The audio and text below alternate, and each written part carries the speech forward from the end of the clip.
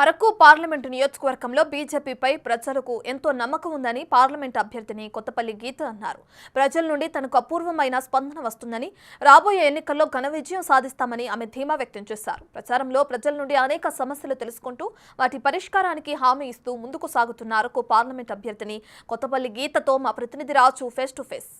దేశంలోనే అత్యంత పెద్ద నియోజకవర్గం, ముఖ్యంగా 4 జిల్లాల పరిధిలో ఉన్నటువంటి నియోజకవర్గం అరకు పార్లమెంటు.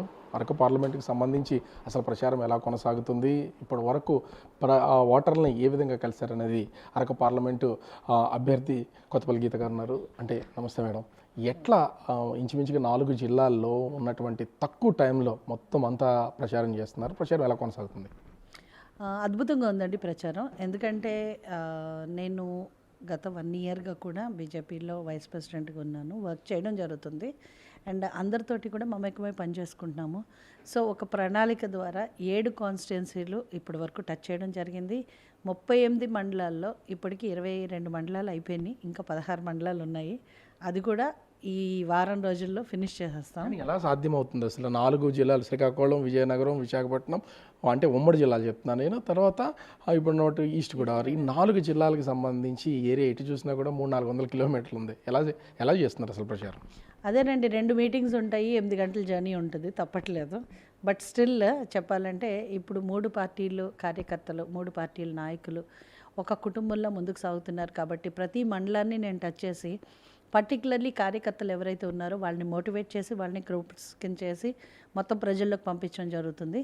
అండ్ ఇది చాలా అంటే ప్రణాళికబద్ధంగా ముందు ఎక్స్పీరియన్స్ ఉంది కాబట్టి ఎటు నుంచి ఎటు వెళ్ళాలన్నది ఒక డైరెక్షన్ ఉంది కాబట్టి ఆ డైరెక్షన్ పరంగా చేసుకుంటూ పోతున్నాము. అండ్ ఆల్రెడీ నేను పనిచేసి ఉన్నాను కాబట్టి ఎక్కడికి వెళ్ళినా నేను చేసిన పనులు కానీ అక్కడున్న క్యాడర్ కానీ వాళ్ళు ఎవరెవరైతే నాతో ఇంతకుముందు పనిచేశారో వాళ్ళందరూ ముందుకు రావడం, వాళ్ళందరి వలన ఇప్పుడు నేను ఎంత పని చేయగలుగుతున్నానన్నా ఈరోజు అది కేవలం అక్కడ ఉన్న క్యాడరు కార్యకర్తలు వాళ్ళు సహకరించడం వల్ల పాసిబిలిటీ అవుతుంది. అంటే ఎట్లా అసలు ఒక వేవ్ని క్రియేట్ చేసుకోవడానికి టోటల్గా ప్రయత్నించారు? అంతకుముందు పార్టీకి సంబంధించినటువంటి వైస్ ప్రెసిడెంట్గా ఉన్న ప్రజల్లోకి తక్కువ వెళ్తూ ఉంటారు, కానీ ఎన్నికలు ఉన్నటువంటి ఈ తక్కువ టైంలో ఈ వేవ్ని ఎలా క్రియేట్ చేశారు? ఎట్లా అంటే అక్కడ బీజేపీ ఏజెన్సీ ఏరియాల్లోకి ఎట్లాంటి పట్టు లేదన్న ప్లేస్లో నుంచి మీ గురించి మాట్లాడుకునేలా చేస్తున్నారు? ఎలా సాధ్యమవుతుంది ఇది? అంటే అండి, ఇప్పుడు వరకు ప్రతి ఒక్కళ్ళు ఎట్లా భావించారంటే అరకు పార్లమెంట్ నియోజకవర్గం చాలా రిమోట్ ఏరియా, అక్కడికి చేరడం చాలా కష్టం అని ఆలోచించిన వాళ్ళది కంప్లీట్గా వాళ్ళ అంచనాలు తారుమారైంది. ఎందుకంటే ఇంతకుముందు అక్కడ కనెక్టివిటీ లేదు, వేరాస్ ఇప్పుడు కనెక్టివిటీ ఏర్పడింది. 15 లక్షల మంది ఓటర్స్లో ఆల్మోస్ట్ 8 నుంచి 9 లక్షల మందికి స్మార్ట్ ఫోన్స్ కూడా ఉన్నాయి ఈరోజు. అండ్ యూట్యూబ్లో స్కిప్పబుల్, నాన్ స్కిప్పబుల్ యాడ్స్ ఉన్నాయి. అదే కాకుండా ఈరోజు బీజేపీకి కానీ తెలుగుదేశానికి కానీ జనసేనకు కానీ ప్రతి గ్రామంలో కార్యకర్తలు ఉన్నారు. ఎప్పుడైతే ఈ గ్రూప్స్ కరెక్ట్గా పనిచేసినాయో, ఎప్పుడైతే కార్యకర్త అన్నవాడు కరెక్ట్గా పనిచేశాడో లీడర్ ఎప్పుడు అక్కడ సక్సెస్ అవుతారు. నేను 100% ఈరోజు నేను ఏదైతే వేవ్ క్రియేట్ చేయగలిగానో అది నా కార్యకర్త వల్లనే సాధ్యం అని చెప్తాను. అంటే ముఖ్యంగా చూస్తే అంటే అరకు పార్లమెంట్కి సంబంధించి ఈ 4 జిల్లాల పరిధిలో మీకు పబ్లిక్ నుంచి ఎట్లాంటి వినతులు వస్తున్నాయి? వాటికి మీరు ఎలాంటి కొత్త హామీలు కానీ కేంద్రం నుంచి మీ బీజేపీ నుంచి ఇస్తున్నటువంటి ఇప్పటివరకు ఉన్నటువంటి హామీలు కానీ ఏమైనా కొత్త ప్రపోజల్స్ ఏమైనా ఉన్నాయా? ఇచ్చే అవకాశం ఉందా? చాలా ఉన్నాయండి. యాక్చువల్లీ చాలా రకాలైన సమస్యలు ఉన్నాయి. ఇరిగేషన్ సమస్యలు ఉన్నాయి, ఏనుగులు పెడుతుంది, అండ్ టూరిజం ఎంప్లాయీస్ అసోసియేషన్స్ సమస్యలు ఉన్నాయి. టూరిజం డిపార్ట్మెంట్ నుంచి చాలా వినతులు వచ్చినాయి.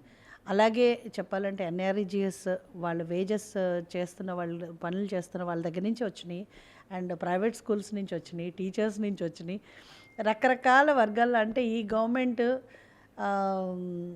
కంప్లీట్గా చెప్పాలంటే పలానా వర్గం వారికి న్యాయం చేసింది అని చెప్పుకోలేని పరిస్థితుల్లో ఉన్న పరిస్థితి చూస్తున్నాం మనం. వినతులు చాలా వస్తున్నాయి, కానీ ఒక విచిత్రమైన పరిస్థితి కూడా ఉంది.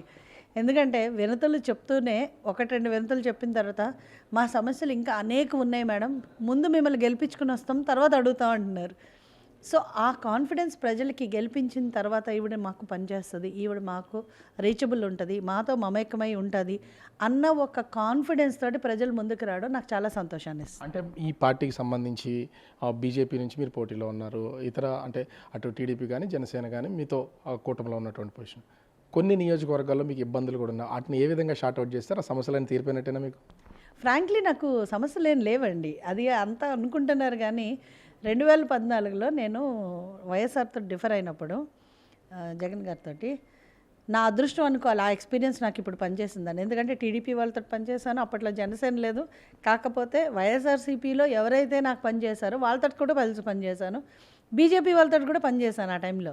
సో అప్పుడు నాతో పనిచేసిన వాళ్ళందరూ ఇప్పుడు కూడా ఉన్నారండి. అదే ఇప్పుడు మొత్తం రిమోట్ ఏరియా మొత్తం అంతా కవర్ చేయడానికి లోపల చిన్న చిన్న విలేజెస్ని కూడా కవర్ చేసి రావడానికి అవకాశం ఏర్పడింది అనుకోవచ్చా? 100% ఆ ఎక్స్పీరియన్స్ 3 పార్టీలతో అప్పుడు కూడా కలిసి పనిచేసిన ఎక్స్పీరియన్స్ ఈరోజు ఈ 3 పార్టీలని సమన్వయం చేసుకోవడానికి అండ్ అందరితో కలిసి పనిచేయడానికి, అందరికీ సమానమైన ఇంపార్టెన్స్ ఇస్తారు. డెఫినెట్గా ఒక వర్గానికి కొమ్ము కాయరు, అందరితోటి బాగుంటారు అన్న ఒక అభిప్రాయం, ప్రజల అభిప్రాయం మనకు చాలా మంచిది. ఇలా కలుపుకుని వెళ్ళడమే రేపు మీ విజయానికి నాంది పలుకుతుందని భావిస్తున్నారు పూర్తిగా? 100% అండి. ఎందుకంటే అందరినీ కలుపుకోగలిగినప్పుడే లీడర్గా ఎదగగలం. ఎందుకంటే మన కింద ఎంతమంది లీడర్స్గా ఎదగగలరో ఒక లీడర్ సక్సెస్ అవ్వడానికి అదే దోహదపడుతుంది. అంటే మొత్తానికి చూడొచ్చు, రిమోట్ ఏరియా మొత్తం అన్నీ కూడా కవర్ చేస్తున్నాం. కింది స్థాయిలో ఉన్నటువంటి కార్యకర్తలందరినీ కూడా దీంట్లో భాగస్వాములు చేస్తాం ప్రచారంలో.